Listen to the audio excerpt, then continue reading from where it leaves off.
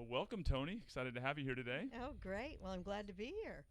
We are filming live from our new studio here. It's our first recording, so we will see how this goes and be our first test at producing and sharing content from here. So let's jump right in, Toni. You and I have worked together for a very long time.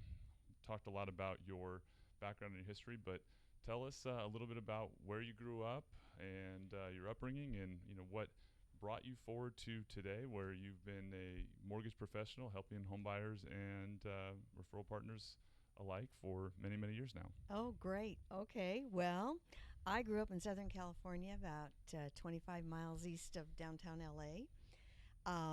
In the time of when all of the veterans were coming in from World War II, and so they were building a lot of housing developments and extending that out past the Los Angeles area. So we were in a what I call a Main Street town, which had a Main Street and a band shell in the park and all of the different things that you see when you look at movies, and they choose those kinds of towns. So I had a great childhood. It was a lot of fun, rode my bike everywhere, had lots of friends, and everything worked out really well. Had a little tragedy in that I lost my father when I was 14. So between my mom and my brother and I, we had to pull it together and all go to work early. So I started working early in that sense. I was emancipated so that I could help out with the family. I was the oldest. Was able to get a scholarship to go to college. So I was one of the first people in my family to go to college, as well as one of the first women in my area. Most of my graduating class of 400 of my high school, only 3 women went to college. So Wow. very interesting time at that time. So graduated from college, wasn't sure what I was going to do, but in working at the Holiday Inn in the town I was in, many of the salesmen came in on a regular basis, and they told me, "Oh, you ought to get into sales." And I said, "Yeah, and be a pain in the rear for everybody." They go, "No, no, no, look into professional sales." So I had a degree in biology. That when I graduated, I had a degree in biology and a minor in math. And so I thought, well, I'll go into medical sales, pharmaceutical sales, something along those lines, and use my degree. There weren't very many women in medical sales. There were none, as a matter of fact. But I finally got hired with Sharing Pharmaceuticals. I was one of the first 6 women that they hired, and started there and had a regular territory where I called on doctors and pharmacies. I really enjoyed it, but I wanted to be more direct to the client rather than talking just to the doctors and hoping they would write the prescription. So from there, I jumped into medical instrumentation sales, where I was directly to that pharmacy or that laboratory, and I could help work a financial plan on how they could afford the equipment I was selling. So that's really my first step into thinking of the financial side of it. But I thought if I could see how people could afford something, then they'd buy my equipment. And that really started me on that mode. And when I then had small children, I stepped away from that, and the 2 lenders I was working with at the time called me and said, "What happened to you? Where did you go?" Because I had talked them into a couple of creative programs to do that. And I said, "Well, I'm kind of semi-retired. I have 2 small children, and I can't really travel." And they said, "We'll teach you mortgages." I went, "I don't know anything about mortgages." I bought and sold 3 houses by this time, but I didn't know anything about it. They go, "We'll train you on everything." So they did. They brought me in. They trained me from the get-go of application to processing to underwriting to funding to everything. This is how it works. And so I started working for them, selling second mortgages at the time, the 100% financing, which most people said, "Oh, we'll never buy. Why would you borrow 100% on your house?" And Times have changed quite a bit. it has changed a lot.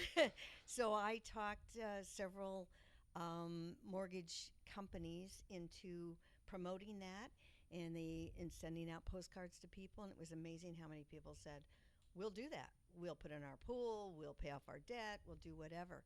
So it really exploded, and then the market, as it always does in mortgages, changed. But I enjoyed that face-to-face contact, and that allowing me to use my creative side to figure out that plan and come up with that strategy. And that's what I do today in mortgages now. That's an amazing story. It definitely creates a couple follow-up questions that I'm very curious on. The going back to your childhood and dealing with the early trauma, and you mentioned being emancipated and going to work. So how young did you go to work? My father passed away right before my 15th birthday, and at the time, people don't understand that women could not go get a loan at the time that my father died.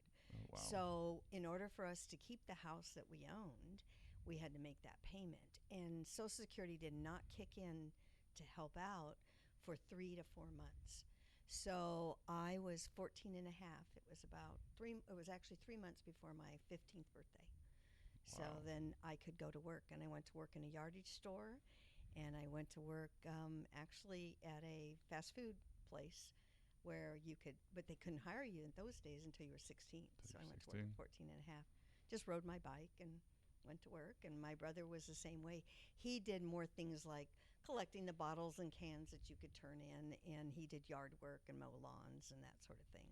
But then I actually went and got a Went and W-2 got job. a formal official job. Yeah.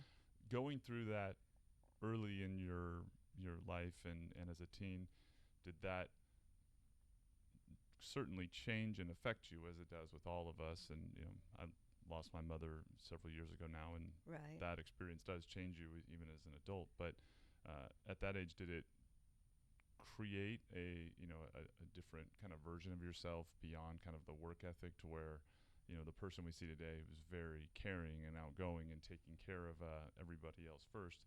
Was that kind of just a natural like step into the role, or did any of that kind of facilitate some of the individual development of your personality? At the time, I was very shy before my father passed away. I was not a super outgoing person. I was the one that kind of sat and watched everybody else do things. And people, in fact, commented that they don't think they heard my voice until I was 14. And I went to the same school with these kids all Very my life, hard right? to believe that knowing It you is, today, I right? know. I know, exactly. But so when that happened, it pulled me out of that shell, and it said, if I'm going to succeed here, I have to step forward and make some decisions to succeed. I mean, I don't know how else Forced to your say hand, it. like most of us. Yeah. Whatever your Find out what you're going to do to fears solve the are. problem, face those fears. And my Have to grow up grandmother really said to fast. me, you should always say to yourself, what's the best that can happen and what's the worst that can happen? And if you can live with the worst that can happen, then go for it. So if the worst that can happen is someone laughs at you or thinks you're a little silly or your idea is kind of crazy, that's not so bad. The worst that can happen is you get harmed, then yes, you don't want to do that. But I would say to myself, what's the best that can happen? Man, I could really succeed. What's the worst that can happen? Well, so they laugh at me. I mean, at least those ideas always come in. I run them by people, and some will go, I don't think so. And others will go, that's a good idea. So it's just, that's what you always have to think about. Well, it's a great life lesson in general, too. I mean, the things that we don't do, oftentimes that idea of what failure looks like, Oh, yeah. it's so much worse in our head than what it is in real life in so many cases, right? I mean, we're not talking about making poor decisions with consequences. We're talking about pursuing goals, ambitions, or things that are kind of life necessities. And the idea of putting yourself out there and failing, most of that is in our head. But we absolutely need some sort of a parameter. I think it's obviously great advice, and take the space right now of doing media. So many of us That's are right.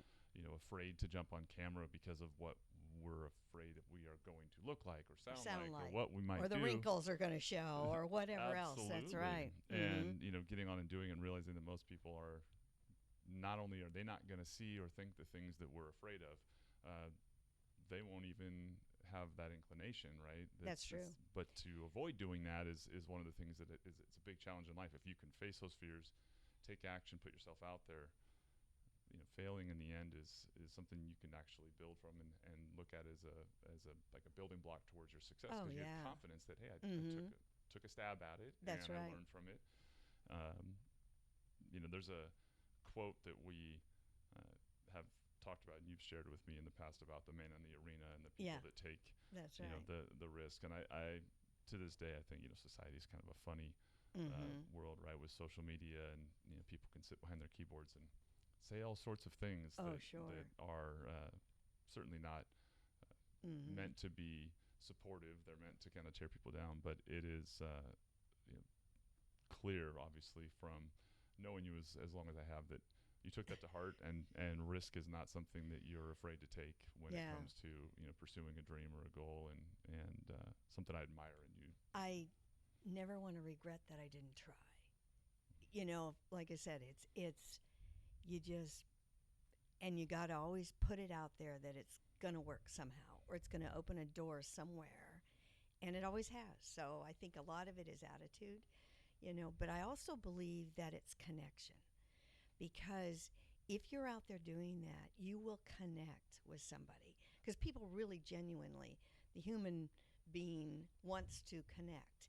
And we've kind of lost a little of that in the sense of we're working from home, or we're everything's on social media. We're not actually face to face with somebody that we can talk to. And now with AI, even the person you think you can try to get a solution from is an AI. Exactly. And they're not going to give it to you. So when you step out there, you do put yourself out there, but then people, I find, step forward and connect, and that stays with them.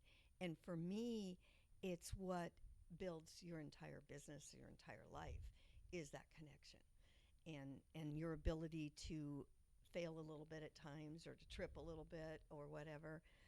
And people see themselves in that, and they think, it's okay, that happened to her, it's okay, I can talk to her about what's happening to me. So Absolutely. that's really where it's important to share how you feel about that.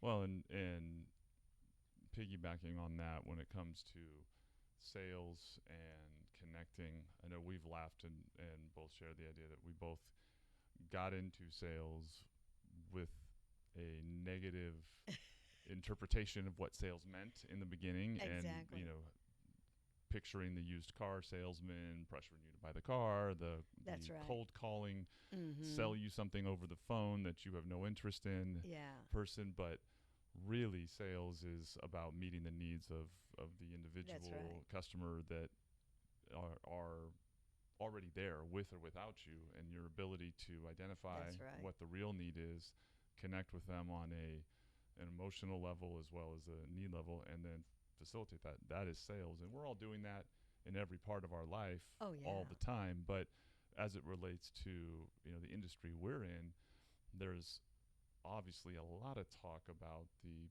technological advancements and AI and the ability to do the majority of the process Mm-hmm. through an app, through AI, underwriters that are not underwriters anymore, that are computers. That's right. But there is, two pieces that are, not only irreplaceable when it comes to humans. One, the ability to have a logical discussion, when it comes to figuring out a file, understanding a particular borrower situation, which all of our lives are complicated. Therefore, That's right. all of our loan applications, and everyone has some sort of a unique situation. Yeah. And underwriters and originators are there to help bridge that gap. And the second piece is that I might be someone who's really well qualified, and I might be somebody who I could get a loan anywhere. Mm-hmm. But at the end of the day, when it's an area that we're not an expert in, people are drawn to being able to have the reassurance of talking to somebody who can tell them this is the right move, or hey, have you Mm-hmm. thought about this? Helping make sure that they aren't making a mistake. And there's nothing about a computer that can do that No. to the degree of human connection, No, and that's right. creating that. So I think no matter what, that element exists, and that's a big part of moving forward in this industry, realizing that your value isn't as an order taker, Yeah. because the machine can take the order. That's right. Your value is in your expertise, your ability to connect and your ability to reassure and provide guidance and counseling that is directed not at making the sale, but at providing the right information and the right financial future That's so for their true. borrower. Every loan is its own story. And this is a cumulative business in the sense that the more loans you do, especially of unique circumstances, gives you more education so that you can, when you see that next person who has that same situation, you can say, okay, this is how we structured this one. I would tweak it maybe a little bit differently for your situation, or here's a strategy. What are you wanting to accomplish? So that you bring the client into that thought process of what their goals are, or make them think about what their goals are. And then you're able to design a strategy for them, which no machine is going to do because they don't even know the questions to ask. Exactly. So when you can come in and sit down and talk with them and really get a feel for what their dreams and desires and are, or educate them on how to better place their money rather than in one spot, because the standard is, I want to pay off my home. Is that the best place for your money? So the idea is asking those questions and being able to have people think about just what do they want to accomplish? What are they willing to commit to as far as a savings account or their home payment or whatever else, and to have them think about that. And there's no education for that. Right now, they have eliminated anything they used to do in the schools as far as balancing a checkbook or doing financial any of planning. that. No financial planning. They don't know. They could do a whole class on how to pick your benefits out at work. I mean, kids don't know. I get called. The class those they kinds need to of do things. today is the how to use the apps that do the financial planning that's for right. you, right? Exactly. So no you don't have to kidding. know what to do. You don't even know what you don't know, Exactly. And so that's why it's so critical that you work with somebody all the way along. And I think the biggest thing they don't understand is we don't charge for this. The idea is that we're building that relationship because you're not only going to need one loan in your lifetime. So the idea is the more I get to know that client or get you as a understand you as a client and what your needs are, the more able I am to suggest that. And then you can call and say, hey, I'm thinking about doing this. What do you think? And there's no charge for that. I Yep. now know you. Pull up the file and go, well, have you thought about this? Have you thought about that? And I've had clients say, but then how do you get paid? Well, I get paid on every loan I do. My lender pays me. But in this sense, that's what I get out of doing this, why I've done it for so many years and haven't jumped into any other industry, is there's a lot of fun in that. A lot of comfort in getting to know people on a personal level and having your clients be your friends as well. And that's important. I not many people can say that in their jobs. Without a doubt, and in particular when you speak about that connection, what's a really unique component to the mortgage industry, other industries I'm sure have similar dynamics, which is the kind of depth of which you get a kind of lens windowed view into every one of your clients' personal lives, right? As you dig into W-2s and bank statements and the process of approving a loan. I mean, when a bank statement is evaluated, certainly you're seeing charges, and so there are so many scenarios where, I mean, if we all think about what goes through on our bank account, there are a lot of people that go like, I wouldn't want someone to go see the stuff that I spent money on, or what shows up there, That's right. or what my It's very personal. son or daughter maybe purchased on my credit card. That's right. Things like that. But Yeah. those things become apparent, and being involved with someone who, one, people feel comfortable with, Yeah. don't feel judged by, is something that you can't put a price on, and the regularity with which you find the loan actually is affected by people's relational and family dynamics. That's right. Is something, again, that you need a human to recognize and understand. And you've done a loan for somebody once, you kind of know their situation, that reconnection, that, hey, I want to talk and maybe run a couple ideas of what we're thinking by you.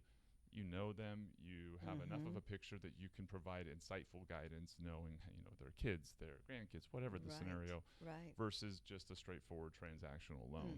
Mm-hmm. And that can be incredibly valuable, certainly when people get in and like we've talked about, opportunities to refinance and save money, knowing, hey, I would like to do this, and knowing, hey, you'll be the first one to call them, and it's not just a scam to Right. just have Mm-hmm. them spend money. It's to actually save them. All those things are That's part of the right. process. But Mm-hmm.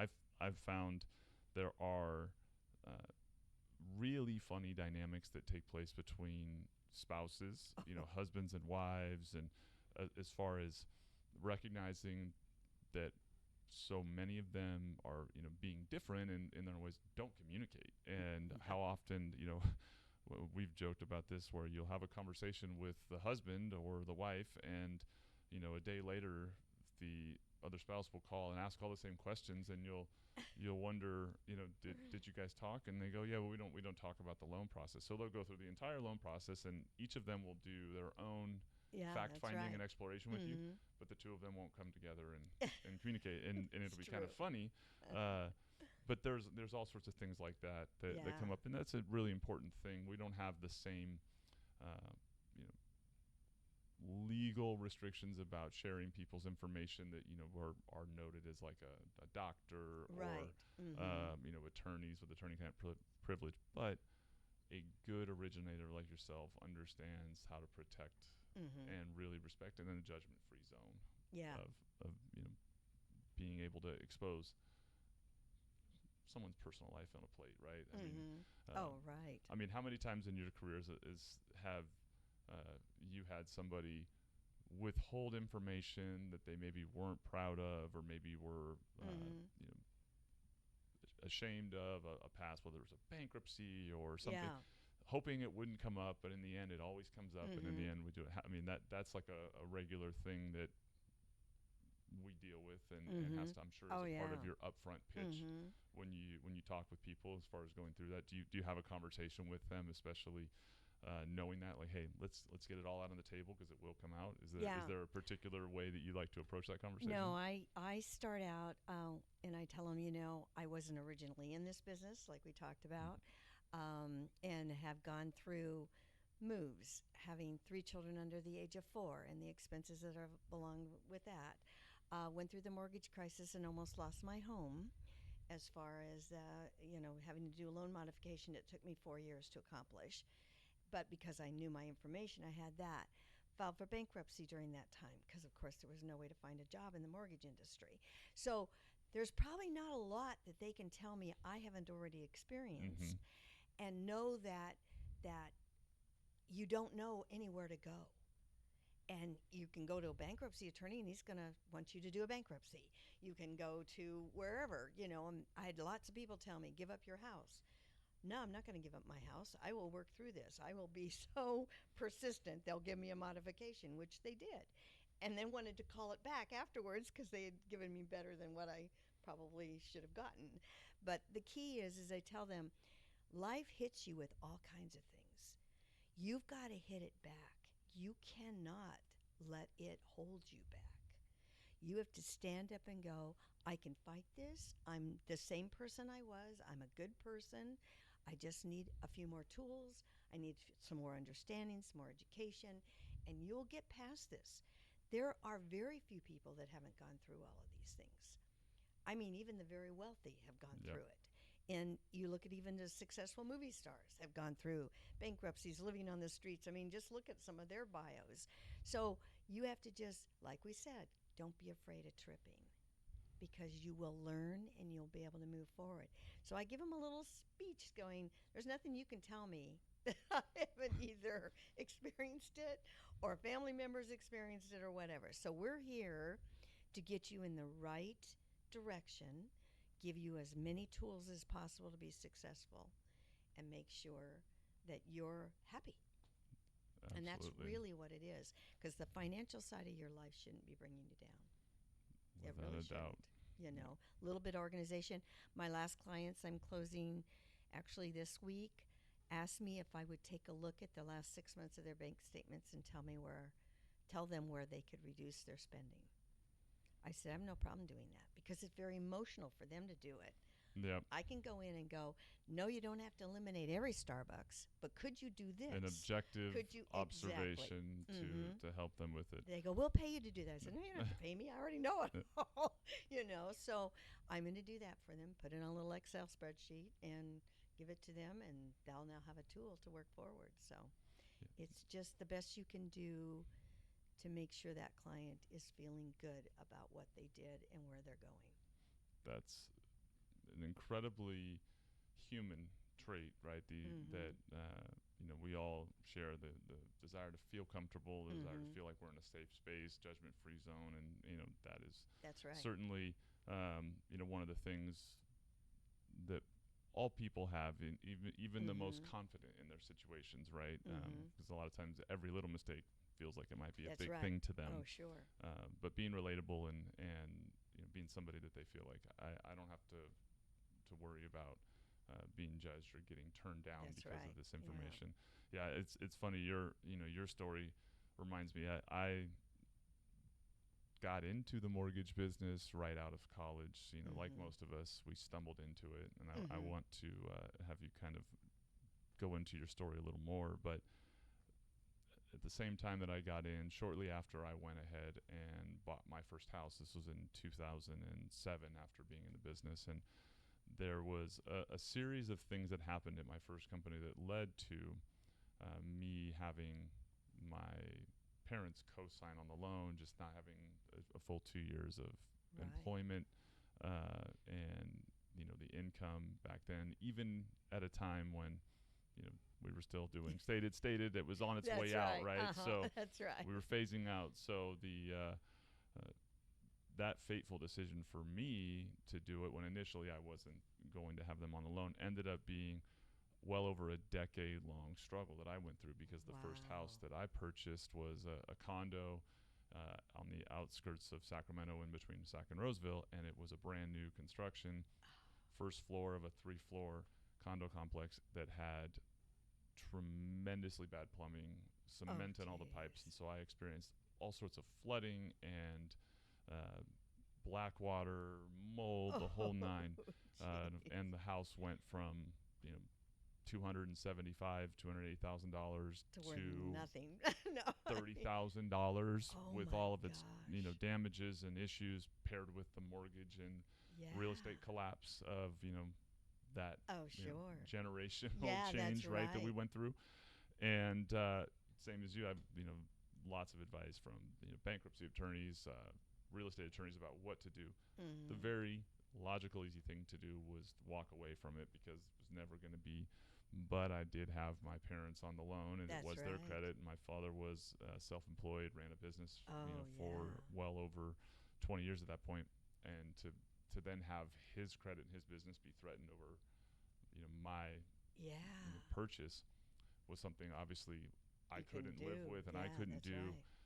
So we battled through it, and I made all sorts of maneuvers. In the end, we ended up selling it and writing a check to sell the house, which was my own struggle. But the reality that I think most people have in approaching people like us in the industry is the assumption that there is potentially judgment, or that it's perfect. That's right.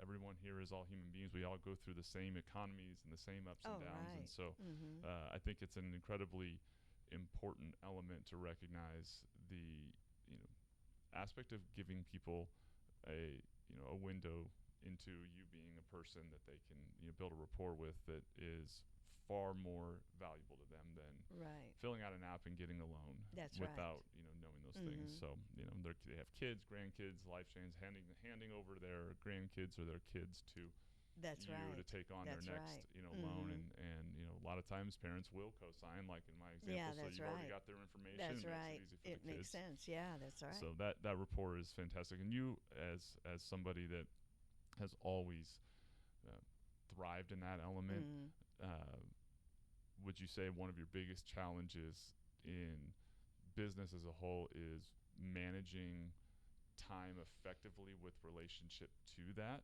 Yeah, I probably pick up the phone after hours more than I should. Sometimes my family's not happy. The only time I can't pick it up sometimes if I'm at Disneyland, it's just too loud. But I'm texting as I'm in line, because at the time that most people are purchasing a home or whatever, it's pretty important, and it's usually in a 21 to 30 day option window, So it's tough. I do take it way more than just a job. It isn't an 8 to 5. I know my clients are looking on the weekends and looking on the holidays, and we just had a 3 day holiday, and I picked up the phone all weekend if I can, or I text it, whatever. And usually it can be just a quick answer to resolve or relieve somebody's mind. Having the new tools that we have where they know their minimum and maximum they can qualify for, then they can create their own approval letter because I've already done the approval, and now they can do that. I don't have to stop everything and carry a computer with me all the time, but so much can be done on the phone. But sometimes it's just being able to have a real quick conversation with somebody. So, yeah, it's Absolutely. not a job that is an 8 to 5, that's for sure. Yeah, it's But like I said, the rewards outweigh that. I without a went doubt. 30 years is 30 years in the business. So, That's a long time. yeah. I know I've uh,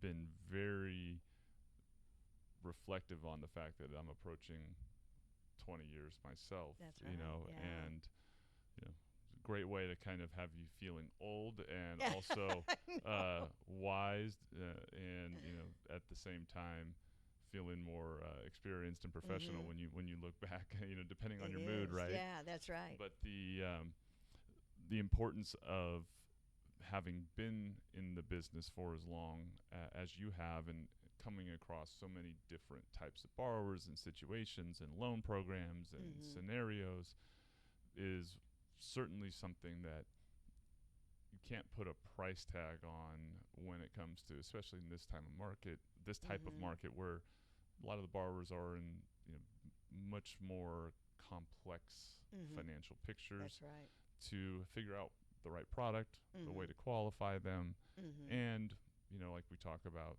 there's what you qualify for and there's what you should qualify yourself Exactly. for, as far as what you can actually responsibly, comfortably pay. That's right. Because what we often talk about is there's qualifications are based on gross income, which is prior to Exactly. your taxes, prior to all of that Mhm. money coming out, prior Benefits to being taken out, benefits, right? Mhm. um, FICA, and all those All fun right. things, right? I know. So when you take that gross and you say, I can qualify for 48, 50% of my gross income, Uh-huh. that's not nearly No. as much money that you're actually leaving behind if you spend 50% of your gross Mhm. income on your mortgage payment. Mhm. And that, depending on what that is, that could potentially be far more than someone should Oh, actually right. do. Right. One of the suggestions I'll say, especially if they're a first time home buyer, is how much do you have left in your checking account at the end of the month? And if it's three or four or $500, and your new house payment is going to be three or four or $500 more than what your rent is, then just realize you would have zero left. So the key is, let's think about what is there in there that you can change in your monthly expenses. Do you want to change? And then you're going to have to add the costs that it is to maintain your house. So we kind of walk through that budgeting side of things to think about it. And some of my first time homebuyers, while they're looking, I'll say, I want you to live like your rent. Your rent may be $2,500 a month. I want you to live like it's $3,200, and I want you to put that 700 in savings. The difference between your rent and your new house payment that you're looking at, Mm-hmm. and let's see what you cut and how you feel about all of that. And as you're looking and as you're saving, think about that, because that's really where you have to be. You have to think about what that all those expenses are, because like I tell some people, because so much of the advertising is like you and I've talked about, it's all Now's the best time to buy. You're going to miss out. It's all that fear of missing out, FOMO, right? yep. FOMO, right? Got to buy the house now. They're going up at, 6 to 7 to 10% a year, and you're going to lose it. It's the only way to build wealth. All that's good and fine. But then I have clients that I did this same scenario with, but it was, we got to buy a house, we got to buy a house. It's now 1 year to the date. They're taking the home they bought a year ago, and putting it on the market to move because they just cannot keep making that payment. He lost his job for about 3 months of that time frame. She is now expecting. So dynamics have changed, and they're going to sell. Well, while their house went up probably 10, 15,000, by the time they pay the fees to sell, they're going to be out of pocket probably 10, 15,000. So it didn't matter that the house went up. If you're not buying at the right time for you, with the budget that fits the life you want to live, then the right time is when it's right for you. Not today and what you're going to miss out and how much the house will be worth. In the future, it's about building wealth, but you've got to build it in other ways until you're ready to do that. So for me, it's about really looking at that factor rather than just you got to go out and buy. Absolutely. Because it doesn't work. Well, and on the flip side, right, take that same example we just used, and somebody qualifying at 50, even plus % of their gross income of what's usable income for the purposes of qualifying them for the loan, right? And whether that's commissions, bonuses that maybe aren't being used, fitting the guidelines, so they're not being used. So there's plenty more money that isn't being included in that calculation of what their debt to income ratio is, and or someone who's got a spouse that's not on the loan, and therefore their income's not included. So if I'm qualifying as the husband on 50% of my income, but my wife is making the same amount of money I am, well then really I have way over the top, and so those types of situations are the things that a bot and an application without a consultant can't really help someone evaluate. Now, your average person, I have more money, but as far as that discussion, recognizing that if someone said on a blank just statement that it's irresponsible to qualify for a house payment if you're paying 50% of your gross income, that would not be a universally accurate statement by any means. No, exactly, because technically it isn't 50% of your gross income when you have these outside options. Which happens with, I have a client who's made quite a bit of money in cryptocurrency on the side.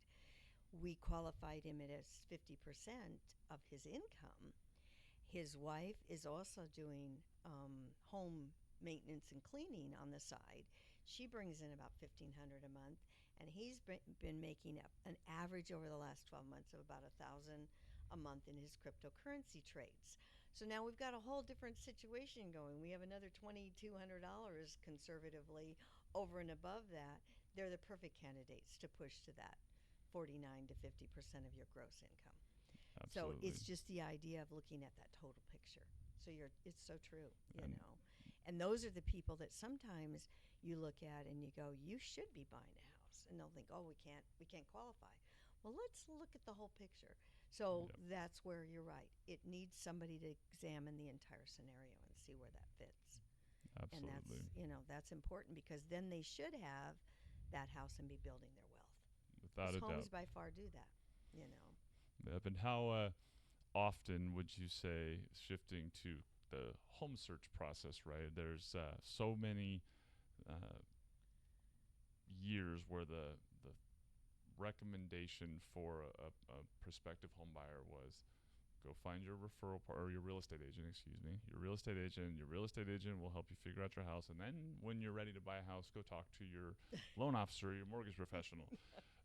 I've seen a shift in this in the consumers and the recognition that it really should be the flip side, that they should be talking to a mortgage professional and meeting with you before they really get to the real estate agent, even though very often they start with the real estate agent, good real estate agent is going to send them over to you right away. That's right. Because before you start looking at houses, you really should understand all these things that we're talking about Oh, in yeah. far more depth and recognize, okay, this is your range, so that you don't end up in a situation where you're looking at houses on one end where you're short changing the quality of the house that you can buy by That's being right. so concerned about what the payment is, and having to sacrifice on Mm-hmm. location and That's right. number of bedrooms, Oh, sure. the overall quality of the home, whether it's being remodeled, all those things.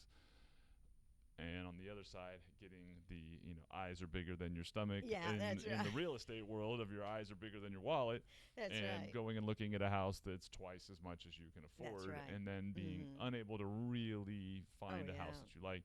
So getting that up front is obviously a big step. Right. But even within that, if they've done it the right way and they connect with you, how often do you find that borrower then goes out, starts looking at houses, and then it's a revisit the conversation. Can we stretch the budget a little bit more? Because Right. the average human nature thing is to hit the top of your budget to get the most house for what it is, and inevitably that will usually push them just a tad further. That's right. And having the discussion about why that still may make sense for the long haul. Yeah. Is that a pretty regular conversation, and how do you handle that when it comes your way? When that happens, so typically when I talk with a client and we set up and they say, and I'll tell them this is kind of basically what they can afford. I set up an Excel spreadsheet, and it has 3 price points in there with the rates and an overview of the transaction with the estimated escrow fees, what it's going to cost them to buy, because nobody thinks about all the other costs that come into play when you're going to buy a house. So I'll set that up, and I always tell people, I want you to look at houses $30,000 to $40,000 less than what your middle target is, and we're going to put that on the spreadsheet, and houses that are 25 to 30,000 more than what your range is, depending on what their range is. Let's say 500 is that middle point, 500,000.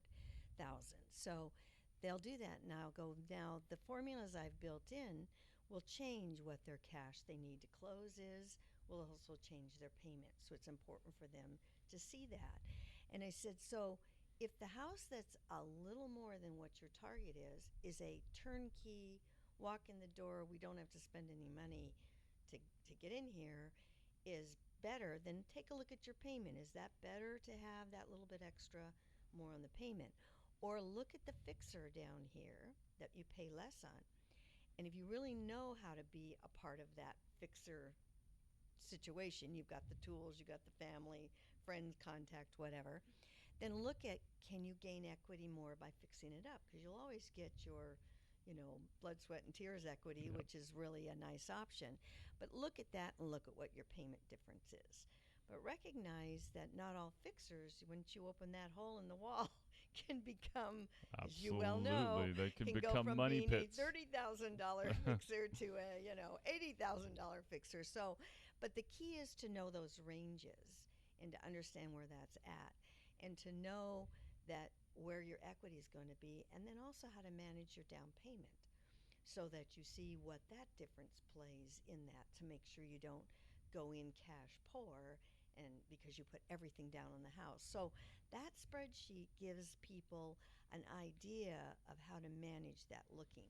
I find I have less go out of range when I give them the spreadsheet with 25, 30,000 less and 25, 30,000 more. They see the change, say the change in the payment, what they can live with, and they don't go as far out because now they have a tool. And that's really what I think is important, is that you Yep. have a tool when you go out to look. Because we all know, it's like on the women's side of thing, I'd like to fit in that size 5 dress. Will I really diet to fit in that size 5? No, I better stick with the 10 or the 12. So you just kind of play that game even with houses. Absolutely. And to understand it isn't your forever house. You can buy the option we're running into now with the people who had the lower interest rates. You can buy the smaller house at the lower price and then recognize that as that equity grows, you can then buy the bigger house and rent that one, because we Yep. can use that rent as income. So now all of a sudden you become that landowner that you want to become down the road and have maybe 2 or 3 properties. But always starting at the high end in the beginning may not be your best option. So that's the key, is looking at that strategy. Without a doubt, and being someone who can also counsel that it's a fantastic financial strategy to become a landlord and be able to rent and have someone Right. else paying your mortgage for you, Mhm. and being able to manage that. And on the flip side, also being able to advise ways to do that, because one of the things that a lot of former landowner or landlords would say is that managing tenants and Is property not repairs got is to talk about not an that. enjoyable experience for Mm-mm. most people. And the reality is, when it's not their home and they don't own it, that Mhm. there's not the same commitment to taking care of it that someone would have when it's their property. That's No. human nature. But if it's a situation where they can then have a company that helps manage the tenants and different things, that's an option for some people. But for your average person, Yeah. they have to be prepared for what those responsibilities are, Oh, and definitely. what to anticipate, and being able to Mhm. have that conversation with them up front, that thinking about those things. And there are some people that you can identify pretty quickly in the conversation. It's probably not a good That's thing for right. you Yeah, to that's right. If you're manage. not the fix-it person that can go, and don't mind being woke up in the middle of the night because the water heater Yeah. burst or something like that. Well, I had an interesting. I have a client who we've now done 10 properties, 10 duplexes for him, and he has 2 rules. He does them. He's done the rental properties in his own neighborhood where he lives. Basically it's a square mile type neighborhood. I'm not talking 16 house neighborhood. And he rides by with his bike every once in a while in the neighborhood to see how his houses are doing and how they look. But he said he always walks the person out before he's going to rent to him and sees what their car looks like. He said if their car is a trash heap with bottles and garbage from McDonald's or whatever in the back seat, he's not renting to him. That's a And I thought that was brilliantly interesting. logical way of observing.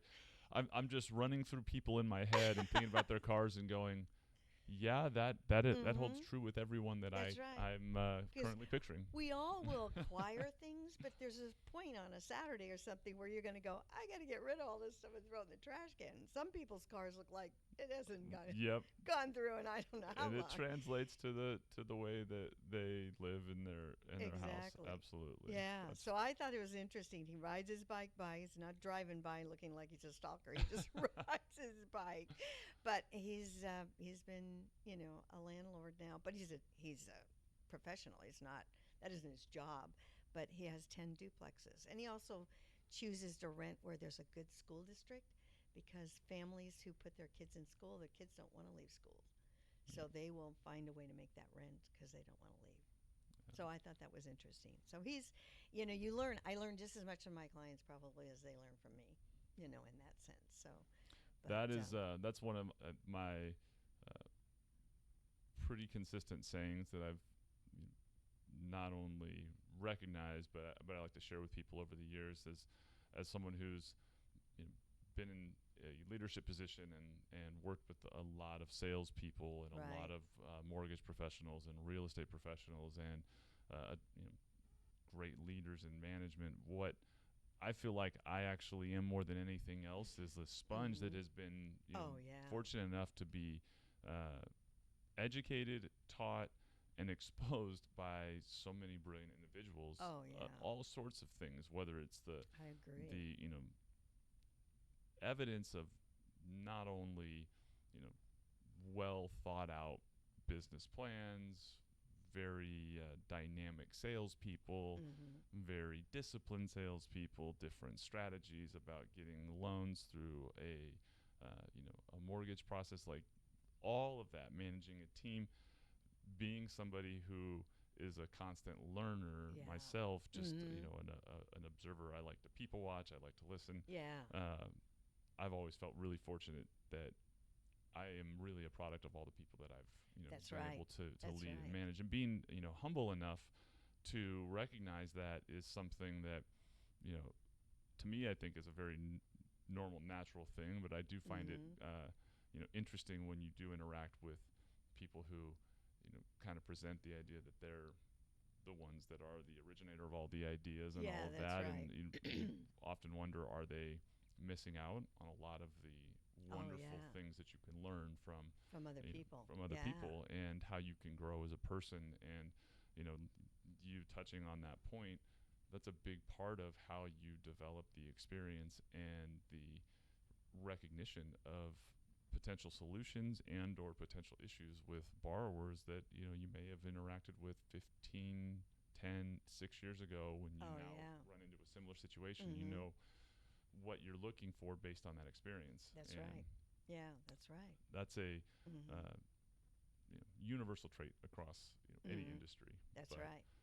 one that I've always admired your ability to Oh, well, thank not you. only connect with people, but to really create the kind of um, relationship where people feel that bond and that connection with you, and that Mhm. trust that creates not only loyalty and repeat customers, but it's also a foundation of why I think when uh, go around and you pull a lot of the referral partners, and I'll say even myself over the years in our different working relationships, they rave about you, your referral partners. They rave about the way that you operate, the things that you do for them, and I'm somebody who got into leadership and coaching and team building more so than originating, because I shared that desire to connect. Mhm. I think I was in my first couple of years, I found myself in a lot of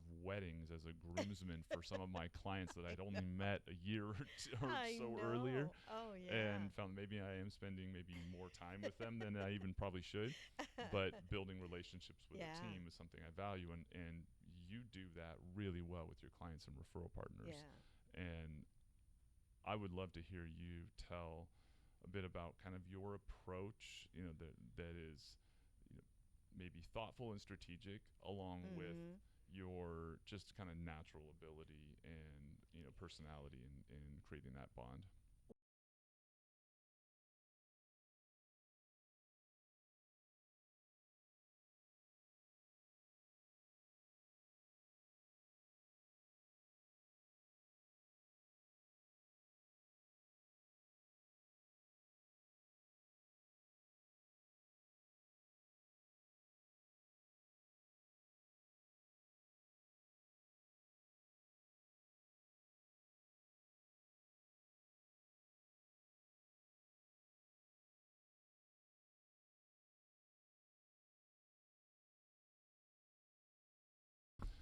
So I want to ask you, as somebody who is not only uh, very committed to supporting and working with referral partners that you've accumulated over the years, what is it about that process that you strategically think through? So your mindset as far as creating a connection and rapport, and then strategically evaluating where that relationship is and what steps you need to take to kind of cement a working relationship going forward. Because I've seen you do this over the years, and your referral partners rave and rave about you Mhm. and are as loyal can be.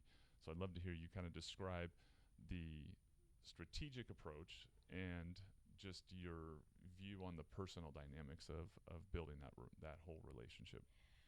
Well, strategically, I'm looking for, just like I am with the clients, I'm looking for their goals. If this is a brand new realtor who is wanting to learn the business more, wants to jump out there and get a feel for it, wants to be is a go-getter or whatever, then we start talking strategies. I tell them about a little bit about my background and whatever, and how I feel people need to look at growing their business as far as real estate goes, similar to how I did. And that's that connection factor. And I start working with them, just like I do with my clients, on a strategy on how they can grow their business and how I can help them do that. If it's a realtor partner who's already very established and they just want another lender option, I get that a lot. We Mm-hmm. want another lender option. Some believe that they should give their clients 2 or 3 cards to, and the person can choose. You call, and whoever answers you back, or whoever you like, because they feel strongly about that. Heard that one many times over the years, and I not, go not my with, favorite thought process. No, I go with that factor. I will pretty much say that isn't how I work. I feel we're a team. I trust you to refer to you, and I want you to trust me. And this is where I'm coming from on that. As a team, we know what your client and you need as far as I need to introduce myself to the listing agent so they know I'm a local lender. I go through all of those things I do when they put in an offer, how I sell the client and why they can close without obviously giving any personal details, but pretty much that they're a strong client, they're going to close, they have the funds, whatever, so that that listing agent's feeling confident on the other side to propose that to their seller. If you don't want a team player on that and you just want somebody who's just going to clear a loan, then give them their three cards.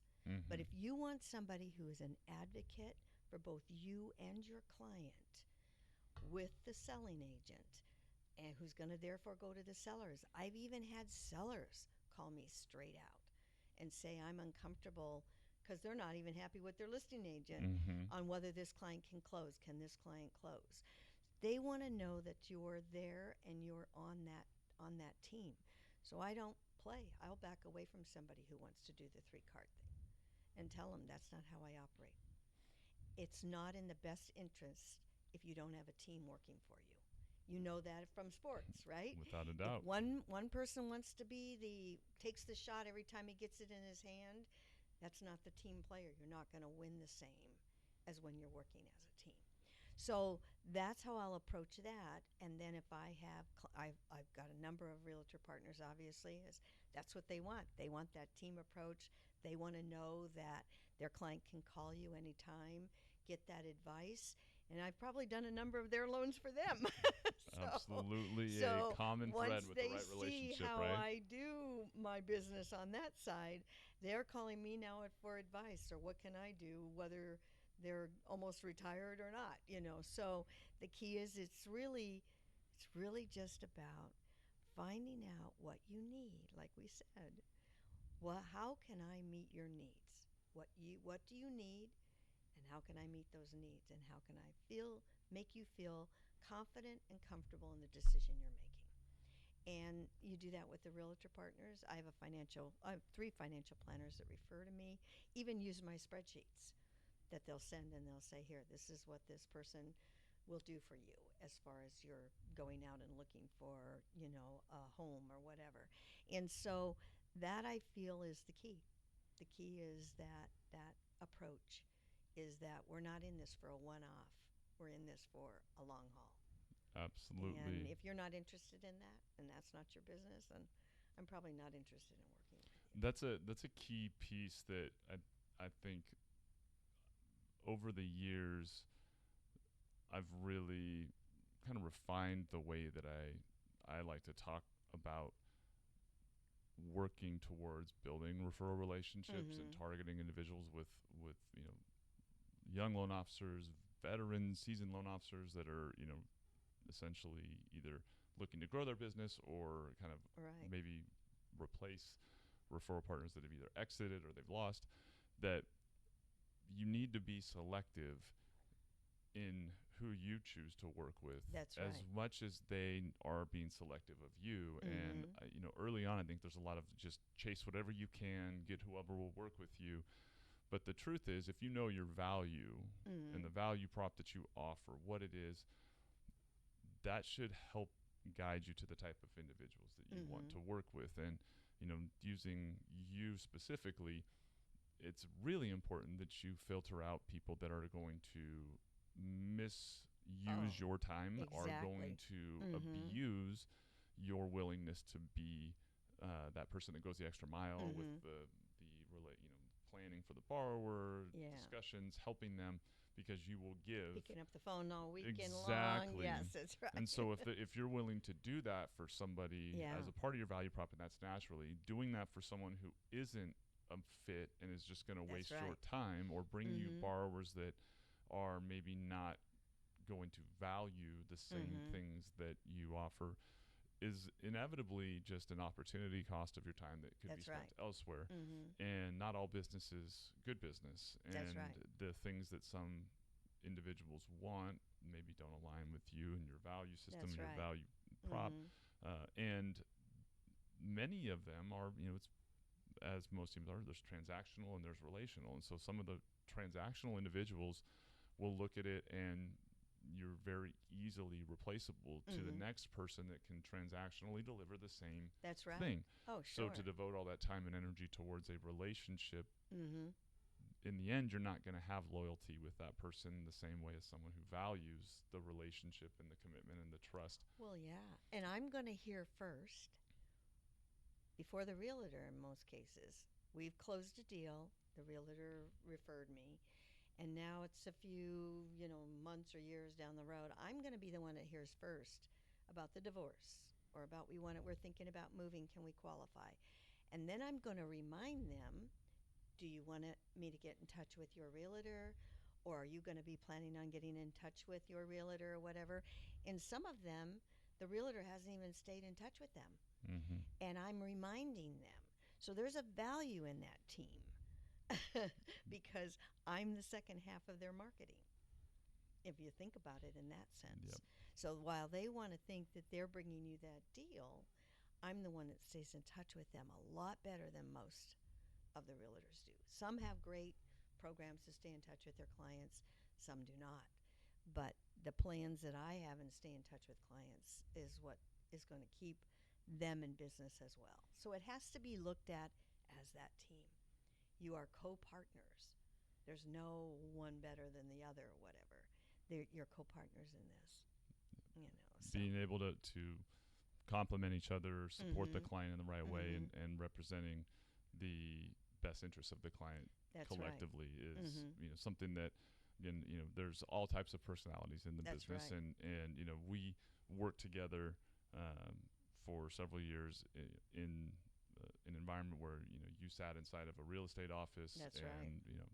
I led our team, which was in-house mortgage representation Right. for real estate agents, as a great example of just the vast variety of types of individuals that are Personalities. professionals, right? Yeah, And the that's right. personalities and the wants and the needs, and they're all bringing, back to a singular product, which is a mortgage and That's a house right. transaction. Mm-hmm. But the types of individuals that you've come across in that recognizes there's always someone for everybody, right? And That's there's right. very Mm-hmm. different philosophies of business relationships. And so Mm-hmm. I always can look at people who are most stressed in the mortgage industry, Mm-hmm. and you can pretty consistently identify that the real estate or referral relationships that they're working with Mm-hmm. are most likely not the right fit, Right. or they're saying yes to too many Mm-hmm. things, and they should be saying no to more, That's right. trying to make certain things that can't happen, and Mm-hmm. inevitably that creates the stress. Over-promising and under-delivering. Exactly. Mm-hmm. And so the first and most important thing is having the sense of confidence and understanding of who you are and what it is that you do and what you offer, so that you can take that awareness to recognize this person's not a good fit for me, and I'm not That's going to right. continue to pursue that. Mm-hmm. Or this business is probably more stressed than I'm maybe Mm-hmm. prepared to not only withstand, but Yeah, it that's doesn't right. fulfill the enjoyment component. And being willing to answer the phone after hours, or being someone who's like, I'm going to continue to try to force 10-day close on every transaction, Yeah. and I'm going to ask you to close the deal even if it's not realistic. I'm going to Mm-hmm. put that pressure on you. That's right. I'm going to point the finger, or I'm going to blame you anytime something goes wrong. There's all those things that we've right. seen Mm-hmm. that's poor behavior. And then on the flip side, that type of dynamic where you work with someone who's a great team player, nothing is created No. as an exponentially more dramatic That's problem, right. because really this job is 100% just dealing with problems all day long Oh, to get yeah. to the end. It is. Yeah. No reason to make them more dramatic or more stressful than they are. It is Uh-huh. emotional when people are moving, and there's Oh, yeah. reasons, but Oh, yeah. we're here Time to frames. create calm in that dynamic that is very personal for people. Exactly. So Oh, that right. referral relationship and working with the real estate agent is really one of the things that the most happy and Yeah. I enjoy my job. Originators Yeah. have identified and built relationships with people Oh, that sure. fit what I consider to be the three most important things, right? Which is they have the business relationship and they are a match, Right. and Mhm. they have a Similar. motivation and incentive to Mhm. work with each other Mhm. and a mutual benefit towards the clients. Mhm. And there's also a personal relationship where they actually connect on That's what right. matters in life, Yeah, that's right. and you are as good as anyone as I've come across and worked with at creating those with people.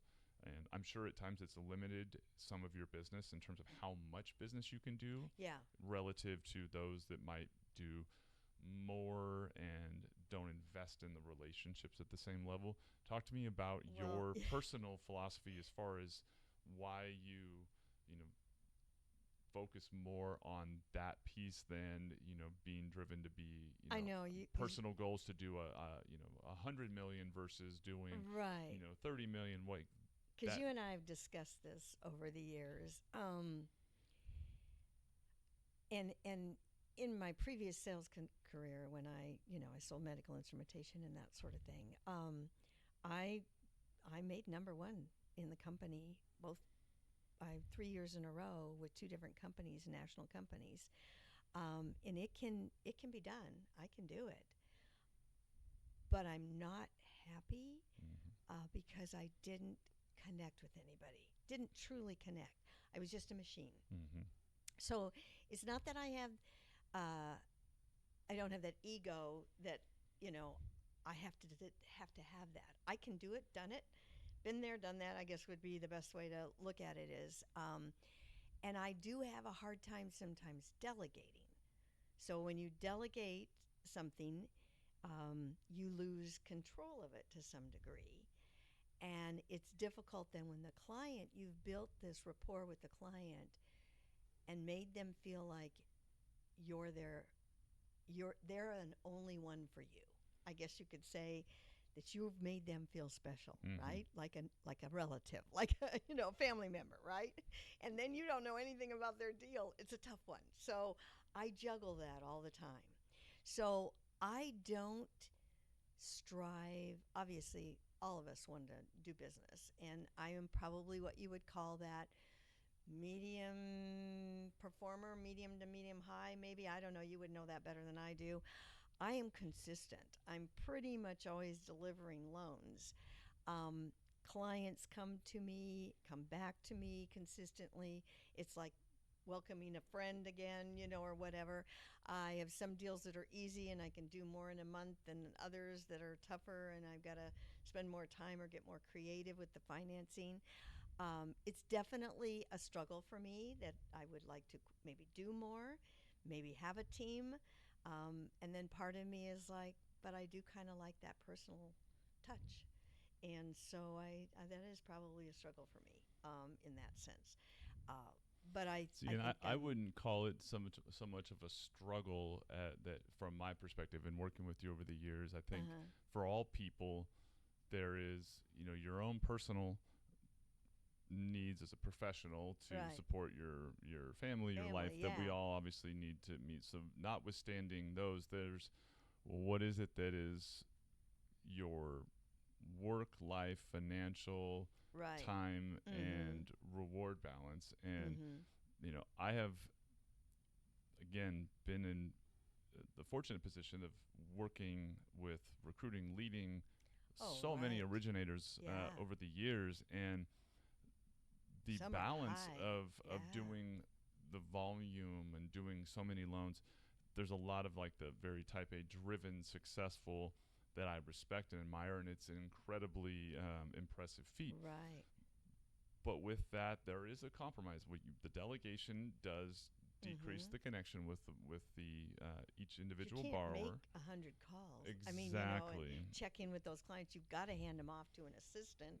You got to make sure the assistant has the same feeling you feel. I mean, so it's just a different way of doing business, and if you are somebody who wants to do $100 million every year, or $30 million, or again, there is no right or wrong in that. There is just the work-life balance, because someone who's doing more like you has a different approach and a different balance with work life and a stress level and a greater sense of personal reward with those relationships. Tends to have a lot more very cemented repeat business as well. Right. And so I think it's less of a struggle, just more of a preference. If, to me, if you wanted to do more, you could do it and make those changes. But there's, again, no right or wrong. It's just it's a balance. And, some of the most stressed out, unhappy people that I've worked with and led and supported, it's been because they are so driven to do more that they don't have a balance in life. That's right.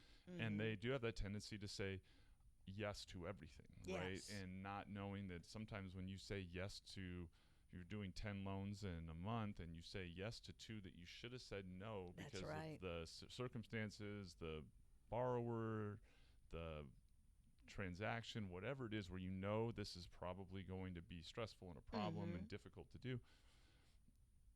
Say no, you do 8 stress-free month.